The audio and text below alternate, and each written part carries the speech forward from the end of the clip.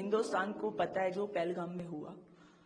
हम लोग पहले तो प्रेडिक्ट नहीं कर पाते थे कि शेलिंग कब होगी, क्योंकि बॉर्डर का एरिया है, यहाँ पे कभी भी कुछ भी हो जाता है। तो community single house hold bunkers है जो वो हमें रेडी ही मिलते हैं। जो कम्युनिटी बंकर्स है इनको हमें प्रिपेयर करना पड़ता है टाइमली।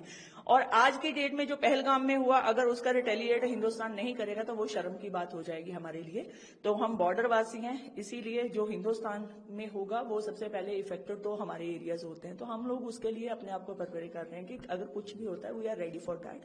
हिंदुस्तान को ये सोचने की, गवर्नमेंट को ये सोचने की जरूरत नहीं पड़ेगी कि बॉर्डर के ऊपर हमारे लोग हैं, वो सेफ रहेंगे या नहीं रहेंगे।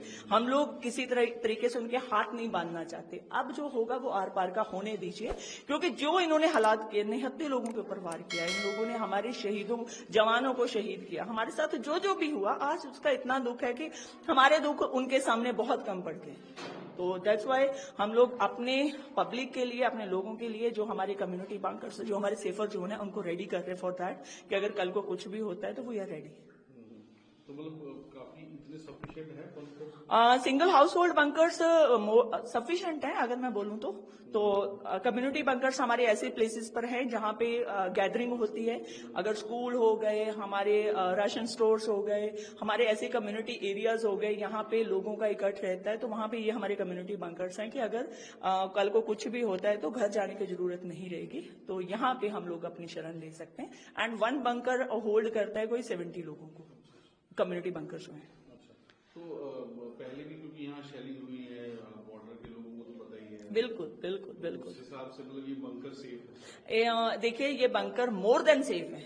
और मैं इसकी सेफ्टी और इसका अगर आपको पैरामीटर बताने जाऊं तो आज तक ये बंकर्स खड़े हैं, बहुत हेवी शेलिंग में भी खड़े हैं, तो इट मीन्स ये सेफ है तभी ये खड़े हैं। ये फुली आरसीसी के बंकर हैं, इनको आपको पता ही है कि कुछ हो नहीं सकता।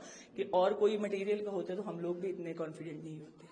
और हमने देखा काफी खेती जो है, कटाई भी काफी तेजी से होती है। बिल्कुल सर, हम लोग कल रात भी 2:30-3 बजे तक हम लोग कटाई करते रहे कि हमारा बॉर्डर जो है, जो फेंस के आसपास वाला एरिया है वो क्लियर हो जाए, क्योंकि किसान का सोना खेतों में पड़ा है और वो सोना संभालना बहुत जरूरी है, क्योंकि 6 मंथ हम उस पर निर्भर रहते हैं। बाकी सारा कुछ बाद में हम लोग वो भी साथ साथ कर रहे हैं, और सेकेंड हैंड हम ये भी कर रहे हैं कि हम अपने लोगों को सेफ कैसे रखें।